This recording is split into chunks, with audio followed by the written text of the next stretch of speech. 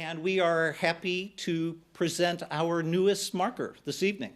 So with that said, I introduce our co-president, Rebecca Leiter.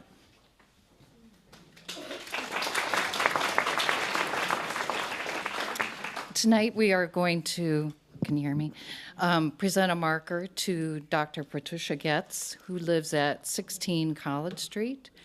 And we're going to watch a short video about the house, and then we'll present the marker to her.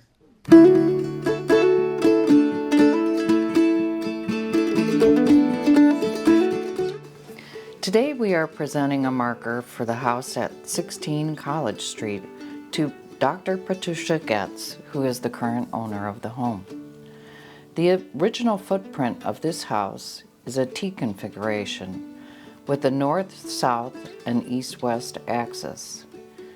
There is an additional single-story mass on the west elevation that also dates to original construction. Trim and architectural details are simple, including modest eaves. The foundation was constructed with vitrified clay, which is still present.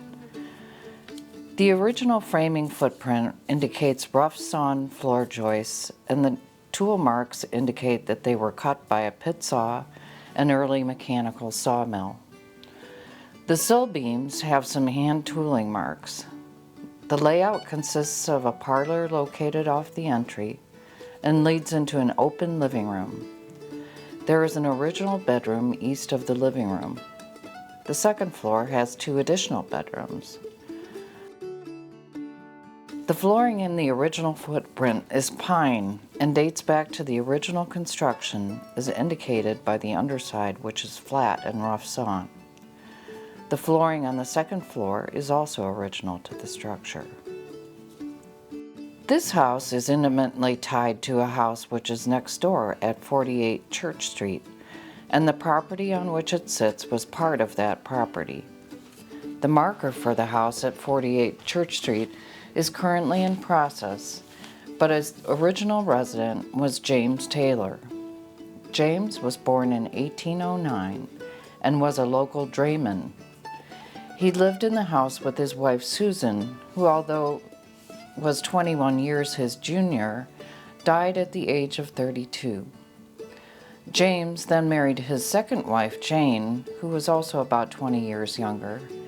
They had 2 daughters, Isabel, who was born in 1865, and Elizabeth, who was born in 1868. James died at the age of 75, and the 2 daughters lived in the house with their mother, Jane. Isabel was educated in the village schools and confirmed at the Episcopal Church in Hudson. At the age of 27, she married John Wyman Hill. John's family owned a farm about 3 miles from town on Ravenna Street called the Hill Homestead. Isabel and John lived on the farm for a few years. Around 1894-1895, they built the house that is now 16 College Street on the rear lot of the house on 48 Church Street. The 2 houses remained on one lot, and Jane Taylor deeded the property to Isabel. John Wyman Hill was by all accounts a kind and generous man who was known to be industrious, honest, and genial. He was a well-loved figure in the neighborhood, often entertaining the neighborhood children in their home. Unfortunately, he was also not in robust health. In 1903, at the age of 40, he suddenly became ill with the grippe, which developed into pneumonia over a 24-hour period, and he died. In his obituary, it says that the community was shocked on hearing of his death. His motto is said to have been from a poem by Alice Carey called Nobility. The quote was, "There is nothing so kingly as kindness, and nothing so royal as truth." Not long after that, Jane Taylor passed away in 1906. Isabel continued to live in the house on 16 College Street, and her sister Elizabeth lived in the house on 48 Church Street. Isabel worked for the Hudson Telephone Company for 10 years. She finally sold the house on 16 College Street in 1919 and moved in with Elizabeth. Isabel passed away on February 5th, 1927. The family is buried at Markilly Cemetery. In 1919, the home was purchased by John and Mary Henry, who lived there with some of their 8 children, 7 sons and 1 daughter. John was a teamster. They were members of the Congregational Church in the American Legion. In 1948, the home was purchased by Walter and Mabel Ann Lambert. Walter was a mechanical engineer who worked for several local companies. Walter and Mabel Ann had 3 daughters and were members of the First Christian Church. Mabel Ann died at 77, but Walter lived in the house until 90 and was a fixture in Hudson. Following Walter Lambert's death, the home was sold to Marco and Mira Vranchik. They were members of St. Mary Parish. Marco emigrated from Croatia and worked for the American Industrial Steel Company in Cleveland and then Conica here in Hudson. In 2006, the home was sold to KJC Management, who had the home a few years before selling it in 2010 to its current owner, Dr. Patricia Getz. Dr. Getz is a child, adolescent, and adult psychiatrist and current member of Hudson City Council. This lovely home has been enjoyed by many families and has been well maintained and cared for by those that have lived there.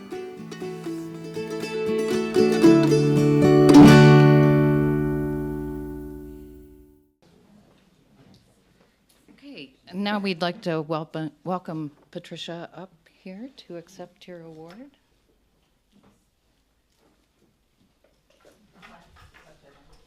Now it's upside down.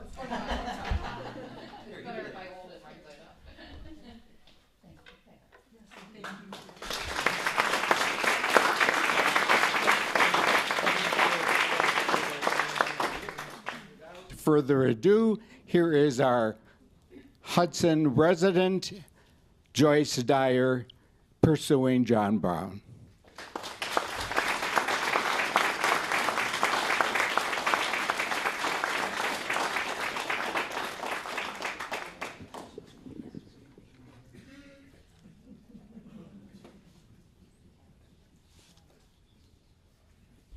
Thank you. I'm fine.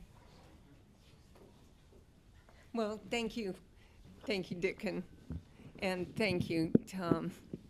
You're so kind and so helpful. I don't need to do any work now. I'll just sit here for a while and look at you, enjoy you. I'm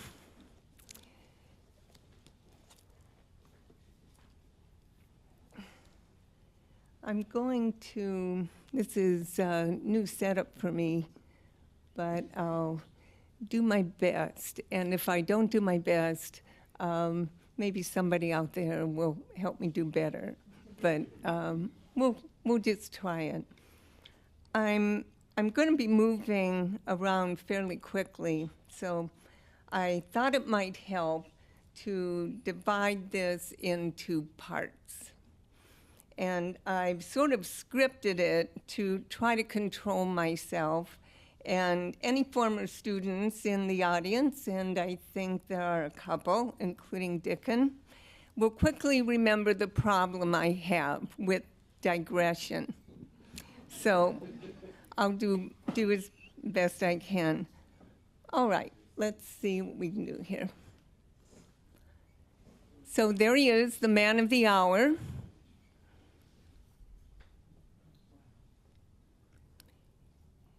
And let's begin. Part 1. What did you do? I always feel as if I'm standing in front of a courtroom when I talk about pursuing John Brown. I didn't want to do it, Your Honor. I didn't mean to do it. Both statements are true, sort of, about this book. As Tom well knows, in 2007, a wonderful writer named Robert Sullivan was invited to read from his book Cross Country at Hudson's Learned Owl Bookshop. He and I had never met, but for some reason I'll never forgive him for. He moved in my direction, and he asked me simple questions about John Brown that I couldn't answer, like, where's his house, and is there a postcard I could buy? I told him there was a street named Owen Brown just around the corner, but I had no idea who Owen Brown was when I said that. It was a stab in the dark.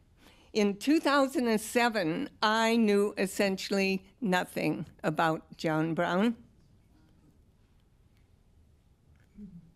Sullivan had seen the Underground Railroad marker on the green on his way in, which at the time I hadn't even read. And he was working on a new book about Thoreau, the Thoreau you never knew. And Thoreau idolized John Brown. Lots of Browns were named on that marker. At any rate, from humiliation and shame, a book was born, as they often are. Part 2, and it was a long, painful birth. It began that night when I did read the Underground Railroad marker on the walk home, and then started setting out on my little trips. I didn't turn the car off until 2016.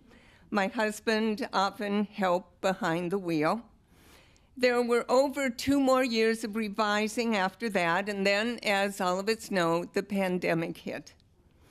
The University of Akron and its press closed down, but through lots of sacrifices on many people's parts, we continued to work and made a 2022 pub date. There were people everywhere who helped me, including many who are sitting in this room or somewhere in this town.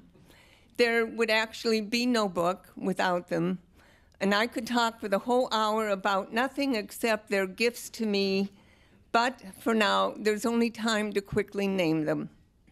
Gwen Mayer, Polly Reynolds, Sarah Leibovitz, Derek Ronastash, Tom Vince, Nick Zaklanovich, Alan Marzula, Patricia Eldridge, Joan Maher, Dickon Ong, Tom Germain, Rick Hanna, James Kakamo, Charles Schollenberger, Daniel Dyer, my late husband, a man of heart and letters, to whom this book is most lovingly dedicated. Part 3. What is it, for heaven's sakes? I was naive, vulnerable, ignorant. I had no thesis, nothing I could say with any certainty about John Brown. The book was entirely process. I didn't even know what to call it. History, travel, biography, memoir. I needed all those things in order to advance. A press is often obligated to place a key genre label on the spine or back cover. So as publication approached, we settled on these 2 words. See if, I don't know if this thing works here. Can you see them? Is that going the right place? Is the arrow where it belongs? Okay, I like an obedient arrow. But the book was always a mix of many things. One reviewer early on called it literary public history, which I kind of liked, but too late. I come to know John Brown a little better as I spend time with him, as I pay visits, listen hard, and think a little bit more wisely. But in the process of pursuing him, I realized that my knowledge of myself and of my country were badly wanting too. Who was pursuing whom? Part 4. And so the process began. I was stumbling around town looking for a John Brown marker. I'd seen his name on the Underground Railroad sign, and this marker, 100 feet away from my house, by Old Town Hall, which I also inexplicably hadn't ever read. And it told about his vow in 1837 to destroy slavery at a meeting held to protest the killing of Elijah Lovejoy in Alton, Illinois. And then I found one more mention of him. The Hudson Congregational Church and Log Schoolhouse marker on the gazebo green, installed 1952. It's this guy down here. The oldest marker on the green included these words about John Brown. John Brown became a member in 1816, period. But I couldn't locate the marker that Tom was talking about that belonged exclusively to John Brown. It was always a word here, a single line there, and then his name buried in some other context. That was it. This couldn't be right. I was going in circles by now, literally running around and around the green. So I headed to a place I'd been before where answers are always supplied, the Hudson Library and Historical Society. I sat at a table, turned on the banker's lamp, and waited for the banker to emerge. And when she did, I received instructions to proceed to the South Green, where, as we were told by Tom, who knows better than any of us, a marker had been permitted to be installed. And this is it. The John Brown Memorial on the South Green. I have brought with me tonight a box of stickers of that monument that I thought maybe some of you might like to use to seal an envelope with. I could be wrong. Or to give to a child or a grandchild. You're welcome to take as many as you would like. I think I brought hundreds. They're a little small and difficult to read, but other than that, a lot of fun. And I also brought with me some postcards of that memorial that you're welcome to. But the only real gift, of course, is the John Brown Memorial itself. The Tom Vince and Hudson Quester chapters presented to the town in 1985. And I'm wondering, Tom, if you can see the marker well enough to read it to us. Can you see it from there or not? Yes, I can see it. Would you read it to us? It's yours. Hudson, Ohio, boyhood home of John Brown, 1800 to 1859. As a boy in 1805, abolitionist John Brown came to Hudson, lived here until 1826. A frequent visitor to Hudson in the ensuing years, Brown attended services at the Free Congregational Church, which was a rallying point for the abolitionist cause in Hudson. Gift of the Hudson Wesley Chapter. Very nice, thank you. I love hearing your voice, reading your words. Free Congregational Church, Dissident Church, Con Insurance Agency, Hudson, Ohio. For a while, I had trouble identifying the Con Insurance Agency, which is what it was when I was doing my research, as the free church mentioned on the memorial plaque. The history of abolitionist members leaving First Congregational Church to build the free church was not clear to me. I had to sort it out. Learning history is a slow process.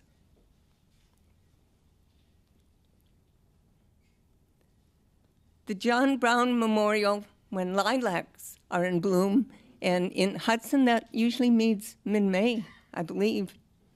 The plant that surrounds the memorial, of course, reminds me of Lincoln whenever it's in bloom. How could it not? How could Whitman's "When Lilacs Last and the Dooryard Bloomed" not come to mind? Both John Brown and Lincoln had passed over this approximate spot on their way out of town on a train.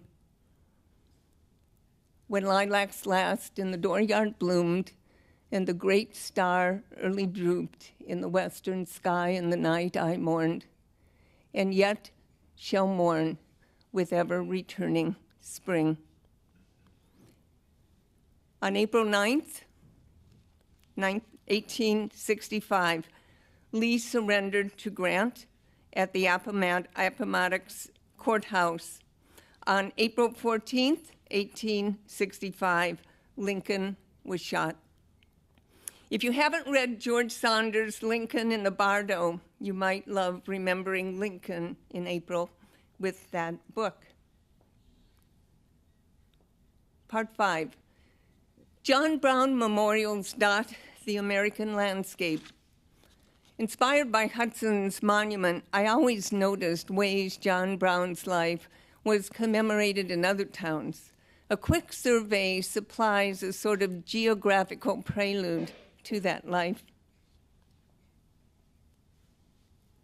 John Brown Monument behind the Akron Zoo, the day of the sesquicentennial tour, July 4th, 2009. A Tuscan column, if I can get the cursor there, a Tuscan column from the original Akron courthouse, raised in 1905, was dedicated by German immigrants in 1910. They were appalled that nothing had been done to honor John Brown before that year. 8,000 people were present for the dedication.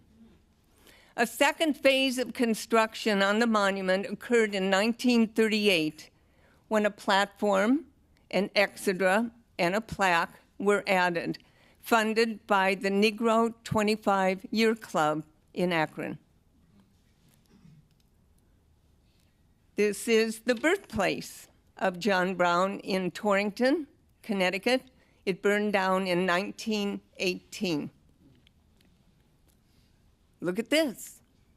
This is the Yoke mural in the post office of Torrington on Elm Street by American muralist Arthur Covey for the New Deal in 1937, showing John Brown with enslaved people that he rescued from Missouri, a little-known historical event. No house remains in Torrington, but public murals do. John Brown's company of 12 fugitives would proceed to flee across Iowa. The State Historical Society of Iowa researched every place that John Brown stopped on his trip across the state, a project called the Iowa Freedom Trail. The project manager marked every stop, restored it, and made it accessible to the public.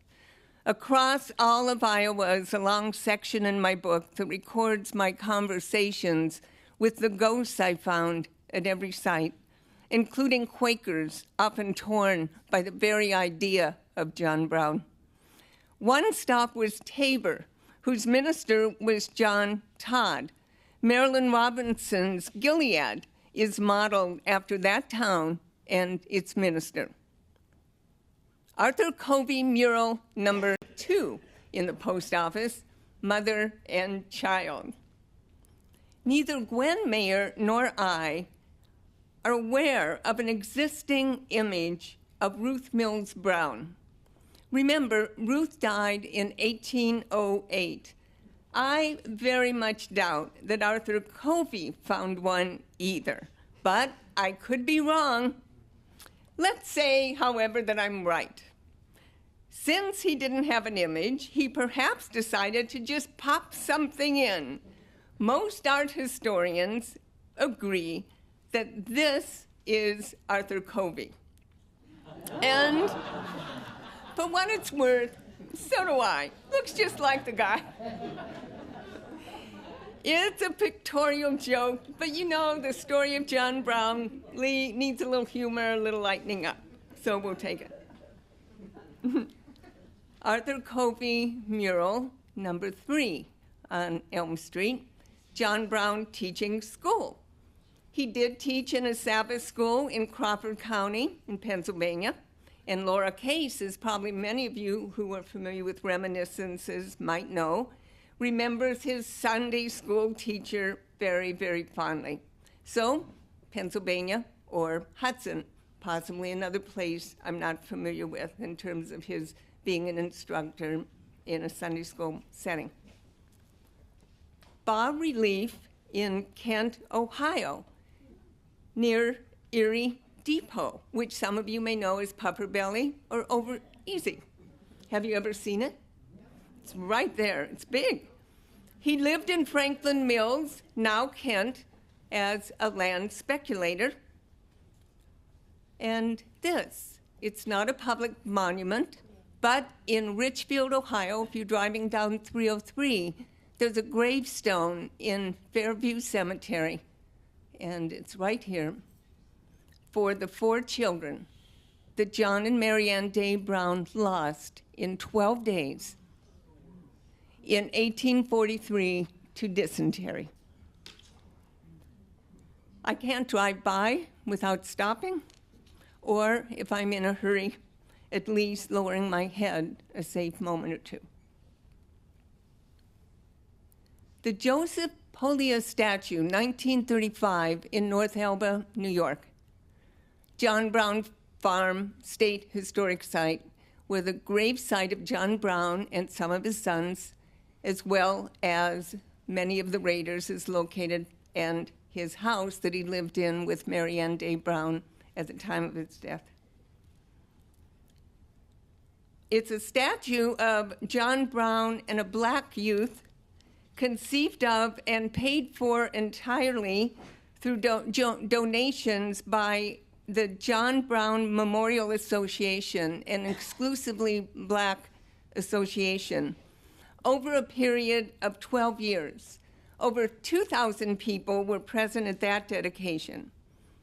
The groundwork of the association, as well as the statue, was founded by J. Max Barber, one of the signers of the Niagara Declaration in 1905, the organization that predated NAACP in 1909. This is a detail from the Pollia statue. If you can see, and I'm not sure that you can, the slender base has a lyric that reads, "His soul goes marching on." And it is from John Brown's song, sung throughout the war by Union soldiers, not from Julia Ward Howe's battle hymn. The battle hymn was based on John Brown's song. Julia Ward Howe heard it in 1861, and she did an adaptation. That particular lyric that you see there is commonly used for commemorative purposes on monuments erected to John Brown by black citizens. The annual pilgrimage to John Brown gravesite by the John Brown Memorial Association, and this picture is dated May 9th, 1930. In the early 20th century, the association began the annual tradition of a pilgrimage to lay a wreath on the grave of John Brown at North Elba every May 9th, which is John Brown's birthday. So if you see one another and you care to wish each other the John Brown Day greeting, do it on May 9th. And they did this until 1986. I haven't traced it beyond that year. They also put a wreath on Diantha Lusk Brown's grave in New Richmond each year. The John Brown statue in Osawatomie, Kansas, Memorial Park and Museum State Historic Site. This particular statue was cast in 1935 by the same foundry in Paris that made the Statue of Liberty. The statue decorated ground that marked the approximate location of the Battle of Osawatomie. In 1910, Theodore Roosevelt had delivered his new nationalism speech here on those grounds, a speech that doubled as a dedicatory speech for the John Brown Park. He mentioned John Brown only twice and very briefly. 100 years later, and I bet many of you will remember this as I do, in 2011, Barack Obama delivered a second speech in Osawatomie, one that shared much of Theodore Roosevelt's ideological sentiment, but was totally devoid this time of any mention of John Brown. Harper's Ferry Memorial in Oberlin, constructed in 1865, dedicated to black raiders from Oberlin who were killed in the raid. It is a cenotaph, which probably most of you know means a stone or a marker beneath which there are no remains. Originally in Westwood Cemetery, but in 1971 it was moved to Martin Luther King Jr. Park on Vine. Time, as you can see, has washed the original inscription off the stone, but the words were transferred to a plaque. It reads, "These colored citizens of Oberlin, the heroic associates of the immortal John Brown, gave their lives for the slave." Part 6. Finding a piece of glass to look through in Springfield, Massachusetts, how vision changes. We first need to get John Brown to Springfield. Akron, as we know as local folk, was his route. John Brown spent a few years in Akron raising and herding sheep as a partner with Colonel Simon Perkins, son of Brigadier General Simon Perkins, in a wool business. John Brown was a tanner and a sheep expert, having written articles for Ohio Cultivator about such things as sheep bots, flies that got in the noses of sheep and did a lot of damage. This is the Simon Perkins mansion in the war years, and here, the mansion at a much later date. This is the John Brown House in Akron. Some of you perhaps have seen it. At the top, a historical view looks perhaps very much as it did when the Browns rented the house. On the left bottom, the house with tulip siding being removed. The gray boards are the siding. And to the right, in the bottom corner, cedar siding installed. The house he rented from Simon Perkins, which is across the road from the mansion, and if you visited it, you will note that, has been recently renovated with generous funding from the state. And it includes, in addition to, the typical work on floorboards and walls, exhibits, and to me, the even more important item, vibrant educational programming. This is an interior shot. It's the John Brown bust by Woodrow Nash. Woodrow Nash is a local Akron sculptor of immense and significant aptitude. I thought you might be interested in seeing the Sojourner Truth statue. Have any of you yet had the fortune of going to the plaza? And this is the Sojourner Truth Legacy Plaza that certainly has gathered national recognition and attention. And it also was completed by Woodrow Nash. Some of you may remember that I think it was Dickon who perhaps brought Tawanda Mullins and Barbara to Hudson Heritage last year to tell us about this stunning project and the second statue by, we see here, I hope an enormously proud Woodrow Nash. And then in 1846, Brown moved Perkins and Brown to Springfield to open a wool warehouse. The company was doing very well. There, he was changed irrevocably, and because of that, so was the world. This was not a place where an occasional black fugitive passed through who needed transport in a wagon.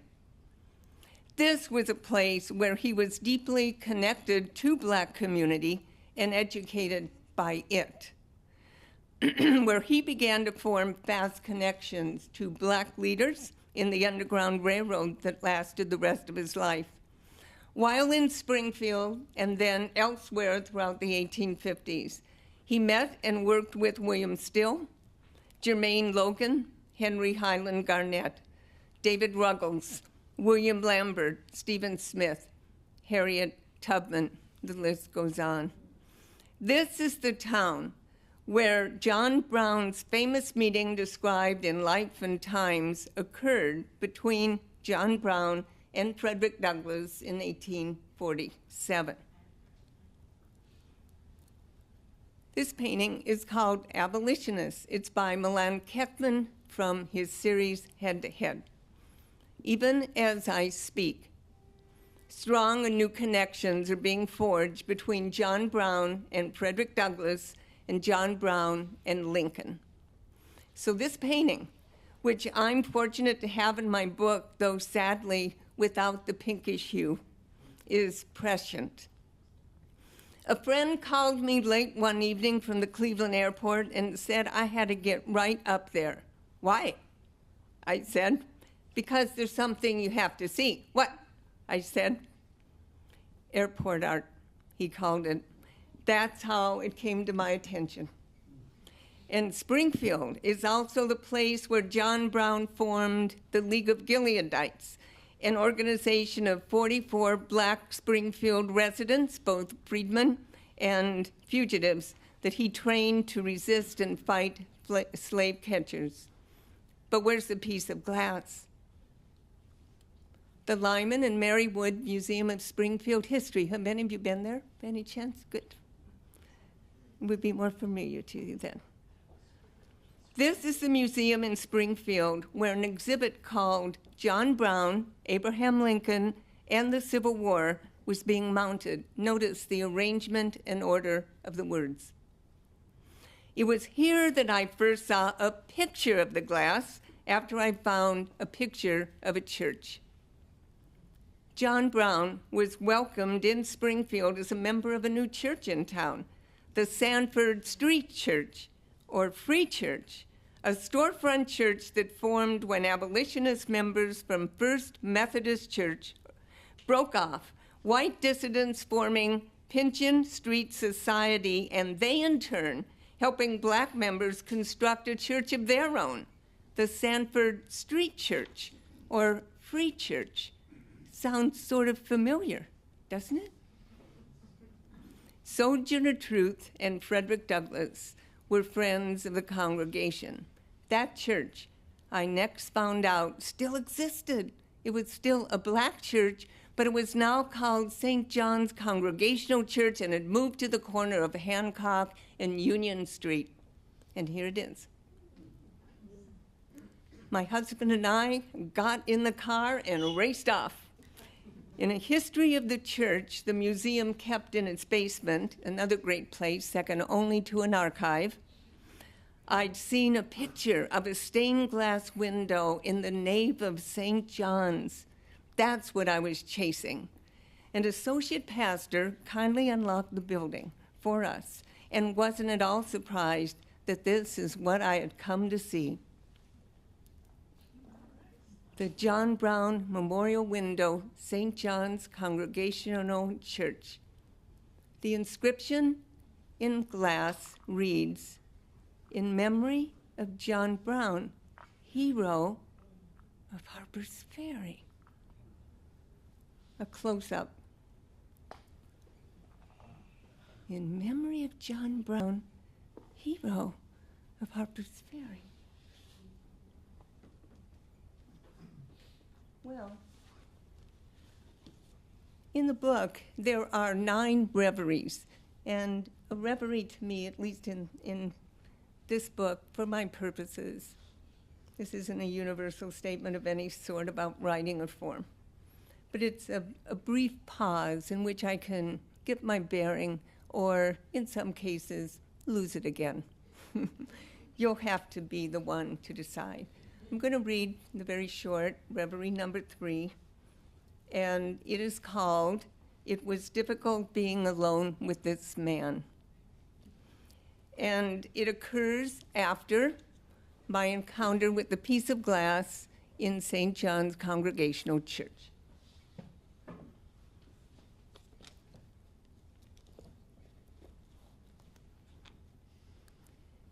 When I returned to Hudson, I posted a picture of the John Brown window on Facebook because I thought it was beautiful. Several friends, shocked and confused, asked me why a word like hero was chosen to describe someone like John Brown. Some thought it was especially inappropriate for a church to dedicate a memorial window to a violent man who broke the law as egregiously as he had. A few compared him to contemporary equivalents such as Osama bin Laden and Timothy McVeigh, a complaint I'd heard before. Several people who usually replied to my Facebook posts ignored me, a form of passive aggression which made me despise Facebook sometimes. One good thing about John Brown, I smiled, was that he was not passive aggressive. Just the aggressive part applied to him. He sometimes went in disguise, but when he emerged, you always knew where he stood. He said and did what he meant in the day, and in the case of Harper's Ferry and Potawatomi, at night. But a few of my friends were neither angry nor silent about the post, but curious, and they tried to explain how the image had affected them. One said he was humbled by the great diversity of groups within our nation, each obviously, quote, bearing its own bias. Another said she needed more time to think about what she'd seen. I knew the truth was that I myself was still trying to make sense of the panel, and my Facebook post was hardly innocent. Maybe I'd posted the picture not just because the glass was so attractive and I wanted to show it to my friends and tell them where I'd gone on my last little outing, but because I knew the photo would provoke a response. John Brown was the provocateur, not me, I'd always thought, but I began to question this, began to be suspicious of my motive. I'd never used social media to bait people the way I realized I just had. When I saw that stained glass window and read the word hero, I too had been surprised. And perhaps I wanted other people to help me understand the meaning of this tribute, or if I were really honest, wanted them to be as uncomfortable as I was. I just knew it was difficult being alone with John Brown of Hudson anymore. I justified my post by telling myself that John Brown was everyone's project, or did I mean to say problem? Not just mine. People ought to help me with this, I thought, in moments when I wasn't thinking clearly at all. They ought to want to, because John Brown was America's patriotic duty, whatever I meant by that. What I'd done, as insignificant as it was in the Facebook world, or any kind of world for that matter, felt subversive and made me think it might be best to disappear for a while. I deactivated my Facebook account.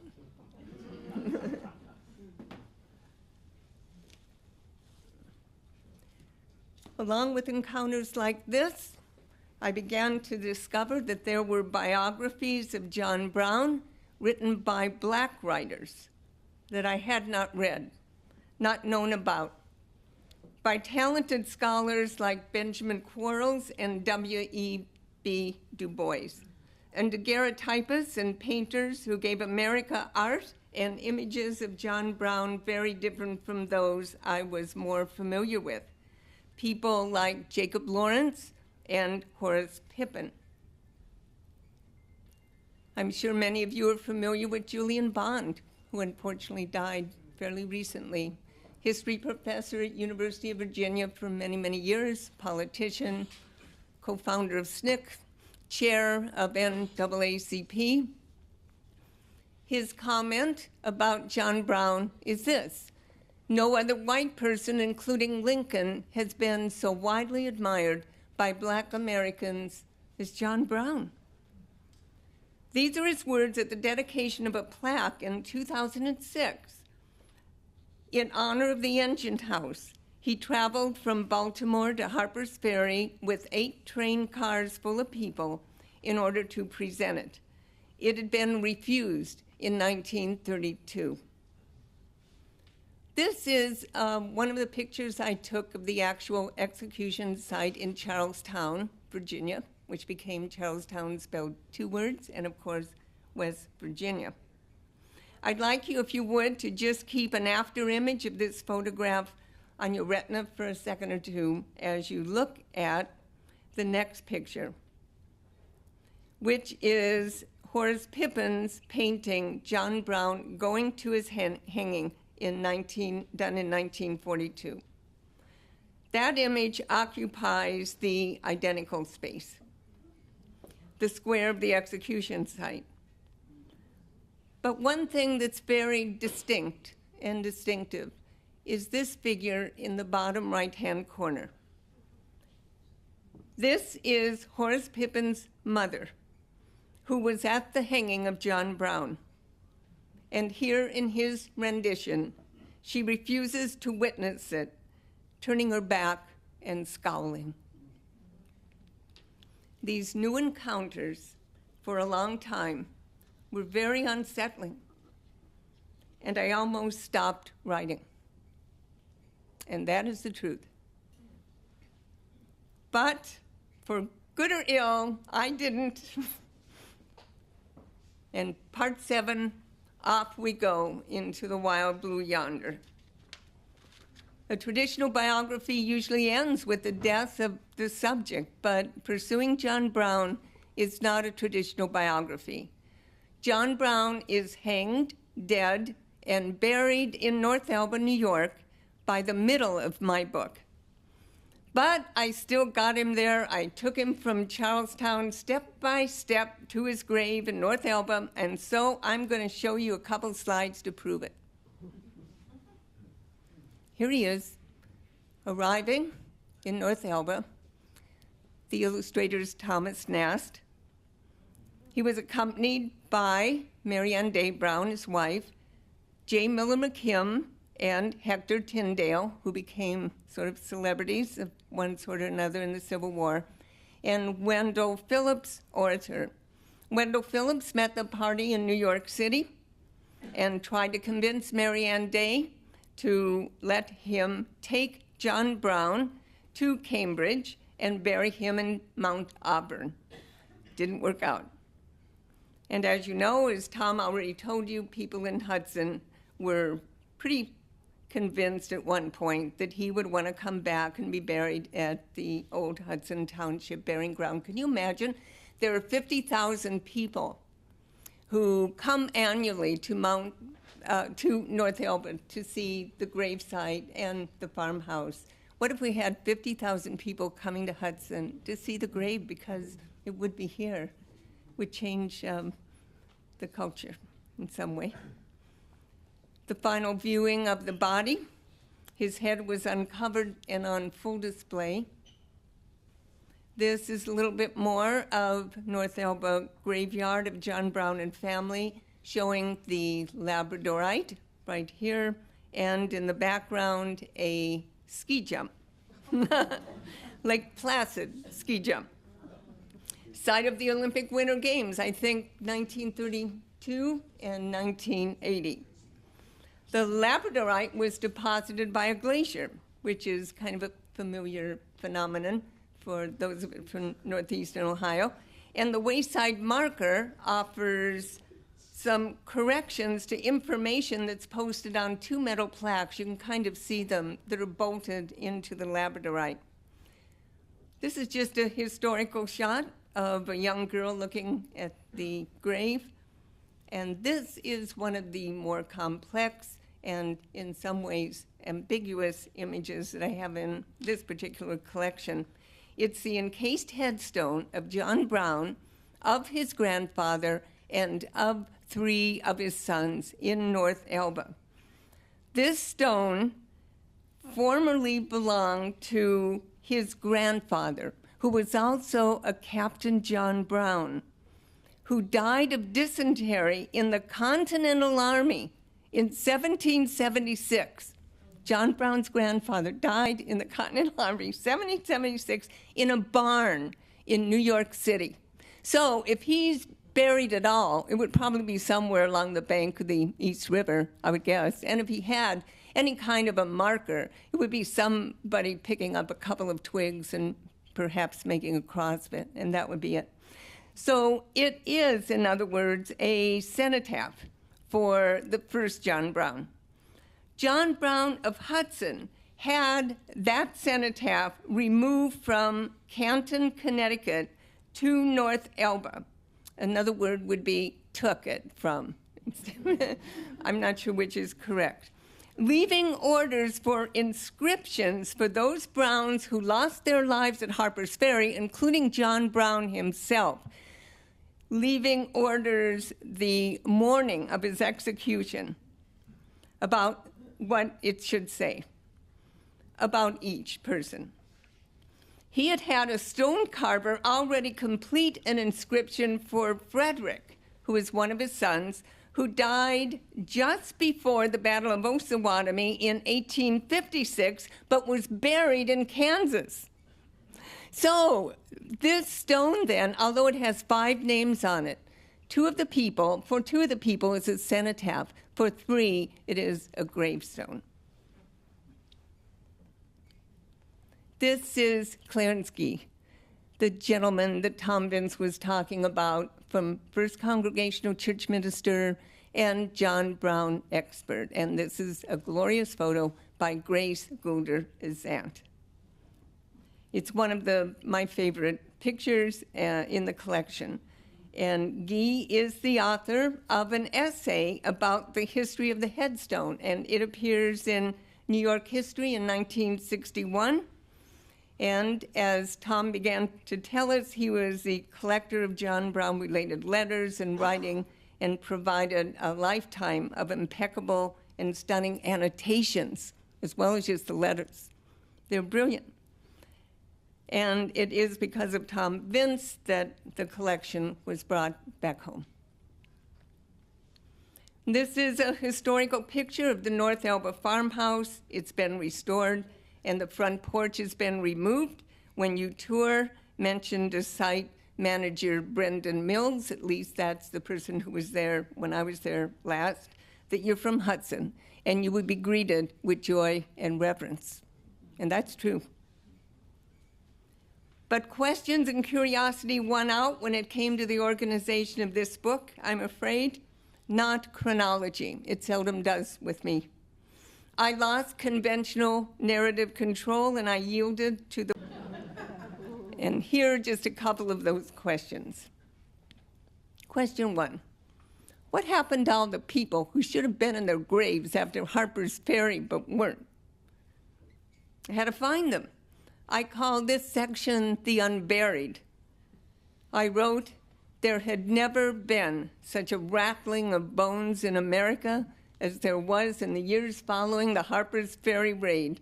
A veritable Halloween season began in October of 1859. Jeremiah Anderson, Lost Raider. I'd read at North Elba on a wayside marker that the body of Jeremiah Anderson had been used for anatomical study. So he wasn't in his grave, even though the plaque on the labradorite said he was. What in the world did that mean? And I remembered other odd details about Brown's sons, Oliver and Watson, not being buried until decades after they'd been killed at Harper's Ferry. Where were they all that time? I'd noticed the word Winchester a couple of times in my reading about the aftermath to the raid, knew it was close to Harper's Ferry, so the next time I saw that word on an exit sign on the highway, I got off. I ended up at Handley Regional Library on Piccadilly Street, and I descended to the archives, my favorite place. There, I found out that Winchester Medical College had once stood in this town. The stories about the college and its students were more than haunting. They were harrowing. Watson Brown, son of John and Mary Ann Day Brown. Watson's body, he'd been shot in the umbilicus, had been found near the rifle works by medical students who had ridden into Harper's Ferry when they learned that a battle was going on.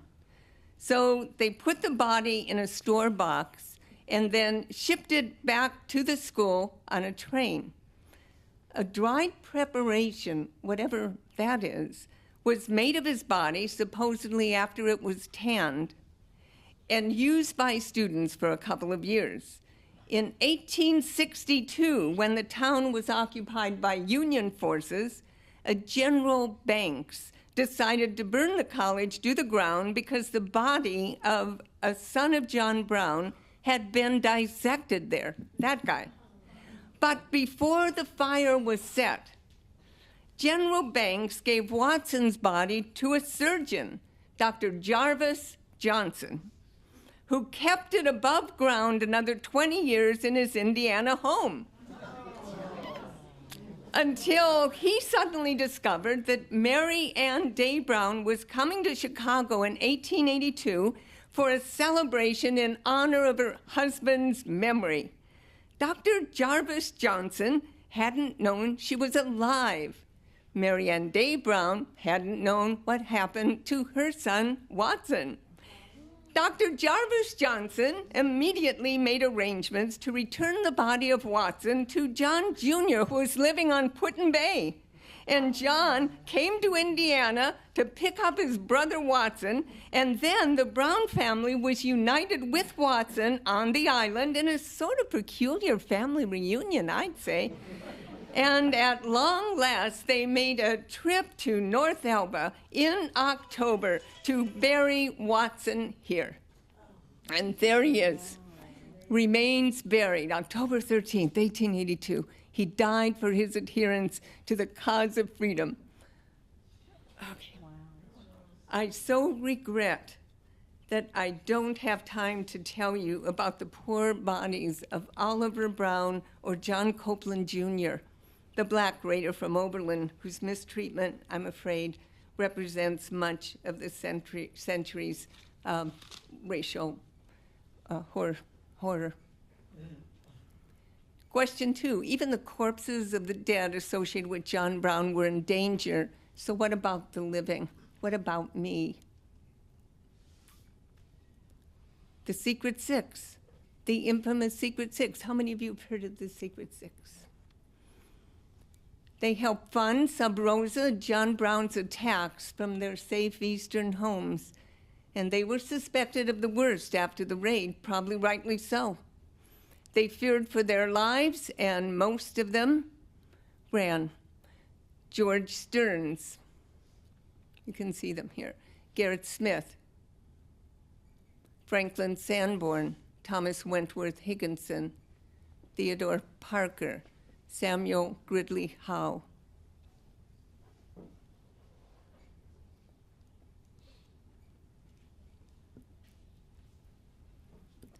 Fear and longing pulled on Garrett Smith until he came unraveled and he ended up in a lunatic asylum. Sanborn hurried to Quebec, burning all correspondence with John Brown before he left. Howe and Stearns went by train to Montreal. Frederick Douglass fled to Canada on October 19th when he found out agents from Virginia were headed to Rochester to question him. He set sail for England in November, and he didn't come back to the country until summertime. He would later say, by the way, that the Civil War did not start on April 12, 1861, in Charleston, South Carolina, but on October 16, 1859, in Harper's Ferry, Virginia. Only Higginson, friend of Emily Dickinson, didn't run. The family scattering after Harper's Ferry, I call the Brown family migration, and that is a great understatement. They traveled to the Antipodes. Owen Brown escaped from Harper's Ferry and eventually ended up on the top of a mountain in Pasadena, summoning Jason from Akron to spend many years with him, leaving his wife, Ellen Sherbandy, behind. This is the picture on the front of Russell Banks's Cloud Splitter. Have any of you read that book, by any chance? In 1998, some of you might remember, I know Phil does, he came to Hudson, Russell Banks, and he spoke at Western Reserve Academy. I was fortunate to be able to attend his talk and the reading. I loved listening to Banks, but I had no real interest in John Brown at that time. I can't tell you why. Probably because I was a fool. Mary Ann Day Brown traveled with some of her children to California, as Tom has talked about, as soon as she could shed North Elba, living in several towns before settling on top of a mountain in Saratoga. Here is the two-story house constructed around Mary Ann Day Brown's original mountain cabin in Saratoga.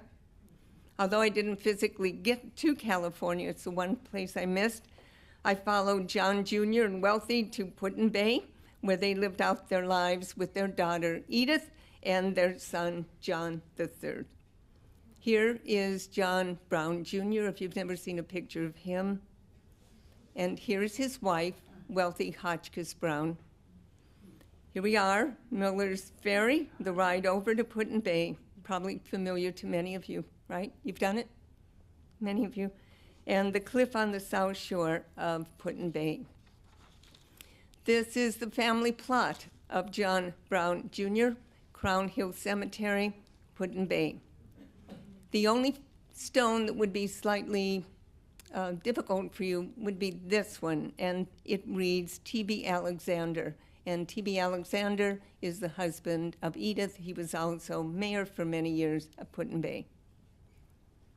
John III, the son of John Jr., had a multiplicity of disorders, but he was able to serve as the bell ringer for the church of the John Brown Jr. family, St. Paul's Episcopal, his whole life until retirement. Last question, why would my intolerance for the brutality on Potawatomi Creek not subside? I could dismiss it, or let it damn him, or me, or get in a car and go to Kansas. Go to the source of the problem, whether it was in the creek, or, as I was beginning to suspect, perhaps in me. The last major section of the book is called Terror on Potawatomi Creek, and it meant a trip of 932 miles one way, but if I hadn't made it, there wouldn't be a book. It's that simple. That episode in which 5 men were quite selectively and yet quite brutally slain with broadswords, body parts floating in the Kansas Creek like so much debris, swords supplied by Lucius V. Bierce, uncle of writer Ambrose Bierce. Anyone remember having read An Occurrence in Owl Creek Bridge? And whose name is on the University of Akron Library, Bierce Library. That episode just would not resolve for me. John Brown had been dubbed a terrorist for so long, in large part because of Potawatomi. Targeted. Of course, I couldn't condone his act, but the attention Potawatomi received sometimes seemed to cloud or extinguish the wider climate of American violence in which it was set, institutionalized violence. So I made a trip to Kansas that began here with Charles Schollenberger at his home in Prairie Village, Kansas. Charles was a fabulous friend and correspondent. throughout the years of this project. He and Jenny were our hosts in Prairie Village, where we started out. We were given food, maps, good wishes, and a tour of a room devoted entirely to John Brown's souvenirs and collections. He had in that collection, among many other wonderful things that I couldn't stop looking at, an actual pike from Harper's Ferry.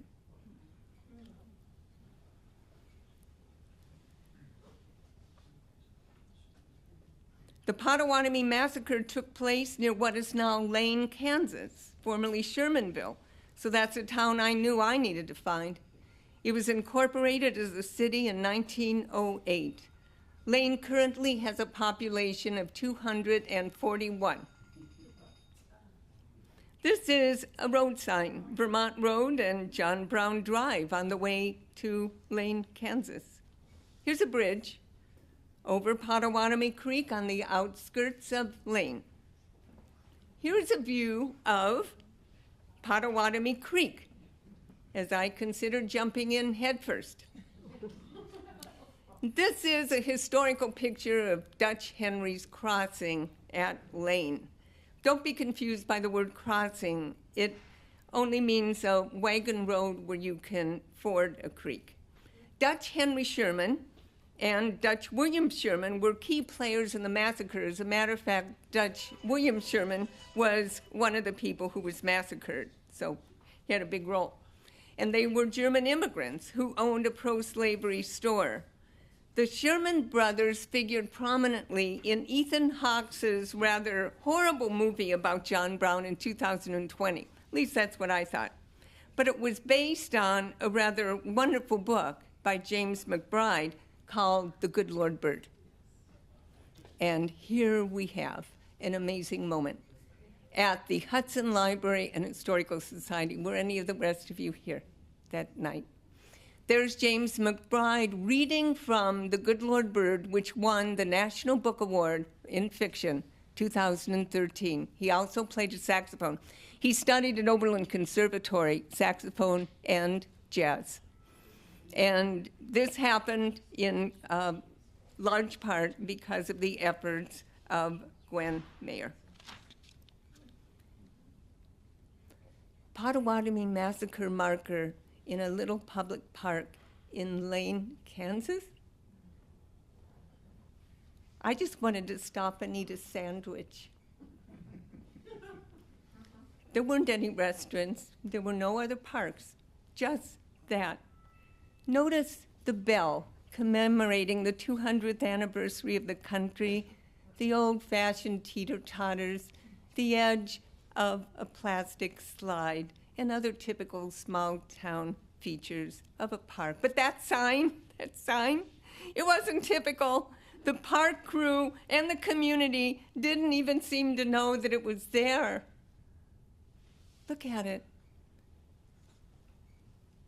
On the night of May 24th to 25th, 1856, a small band of abolitionists led by John Brown murdered 5 pro-slavery men just north of here. Oh, that's good to know.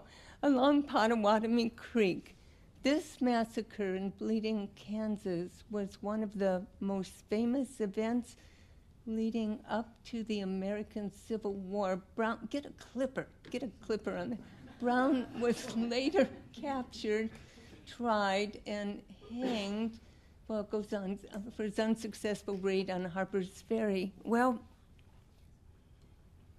sometimes in the most unlikely spot, things happen.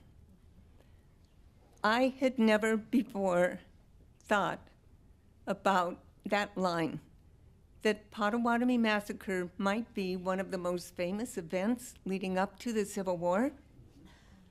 Never thought about it. It hadn't crossed my mind. So the next thing I did was head off to Osawatomie.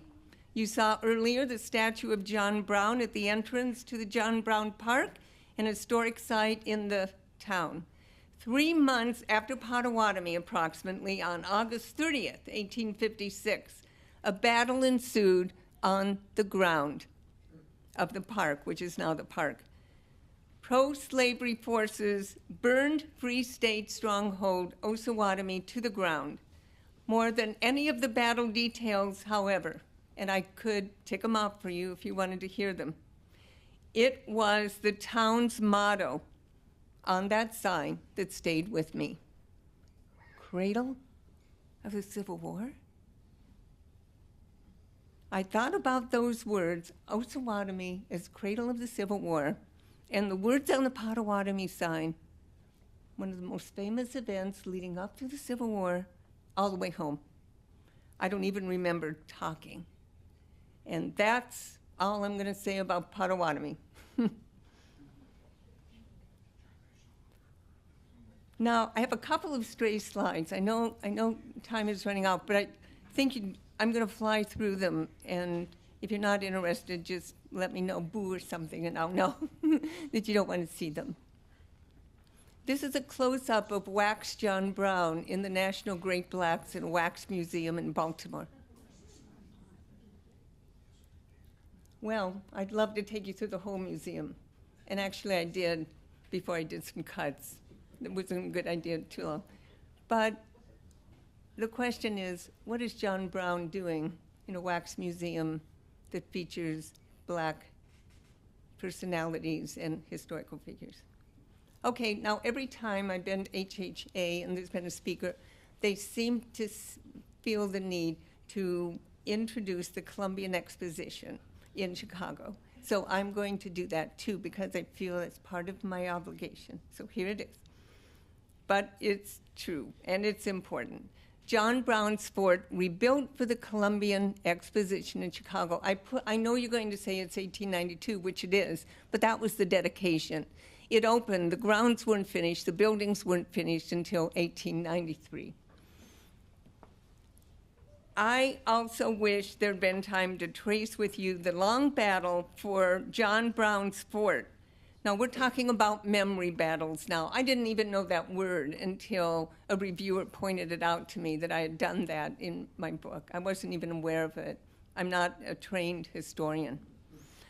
So I wish that I'd been able to trace with you the long battle for John Brown's fort, which included fierce conflicts over words between the United Daughters of the Confederacy and the NAACP, as well as tearing the building down several times and rebuilding it on different sites, brick by brick. And that's what happened here.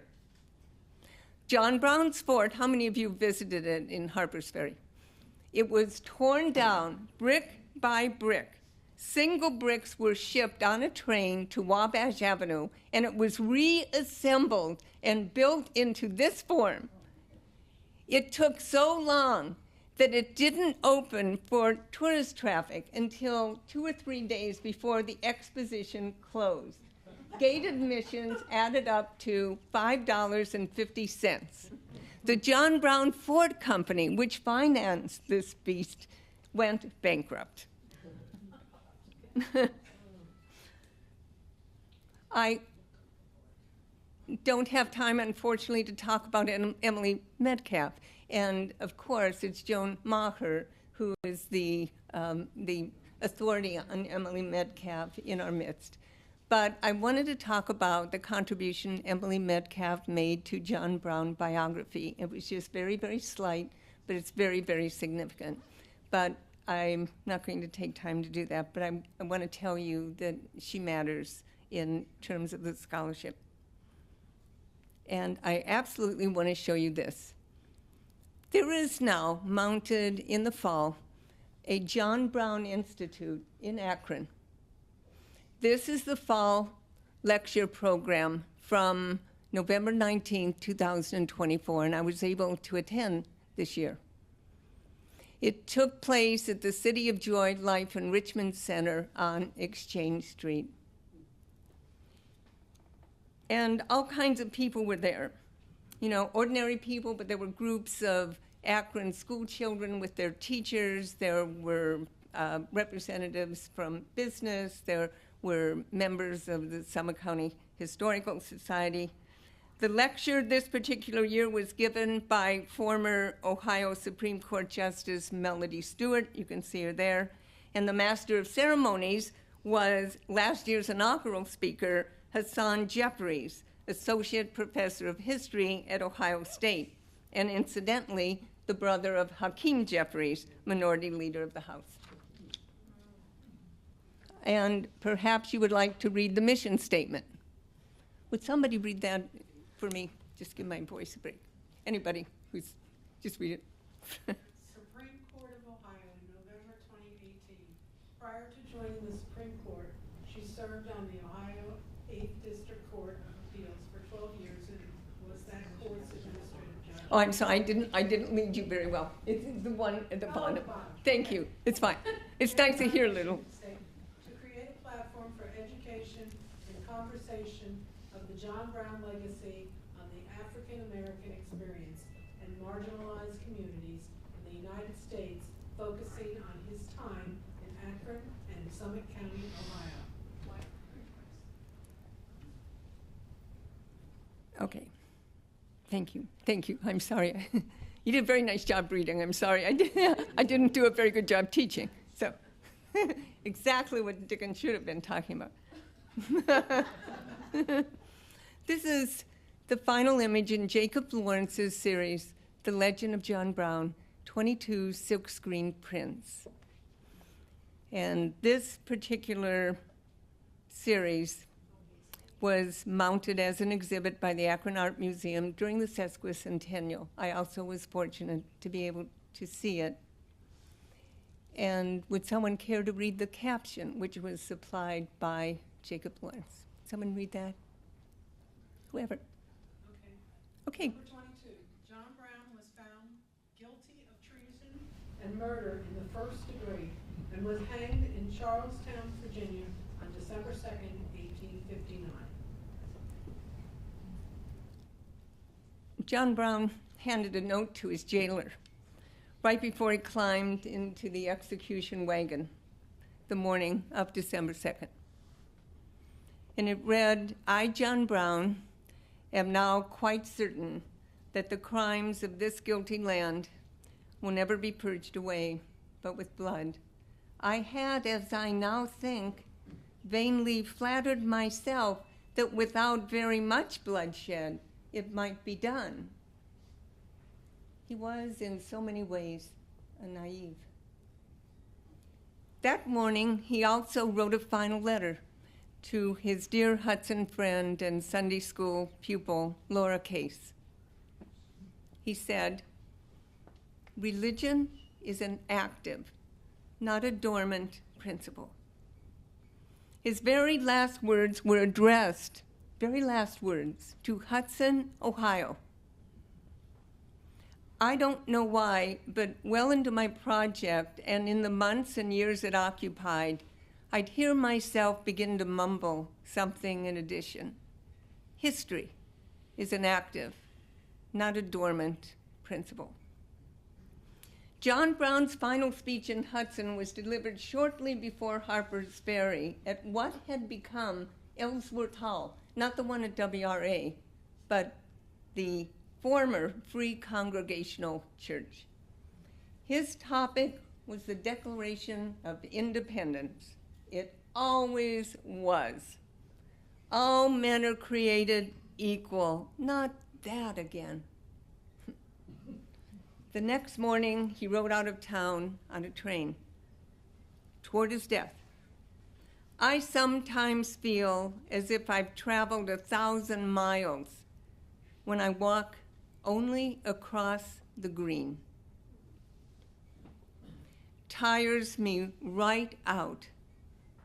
We breathe in Hudson air and exhale history.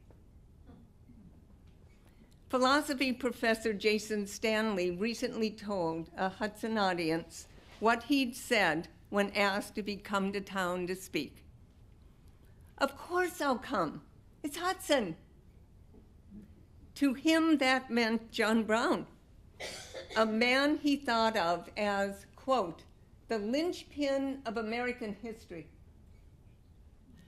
But John Brown gave us great latitude in terms of how we chose to think about him. In a letter written a few days before his death, he imagined leaving his reputation in the hands of a tribunal.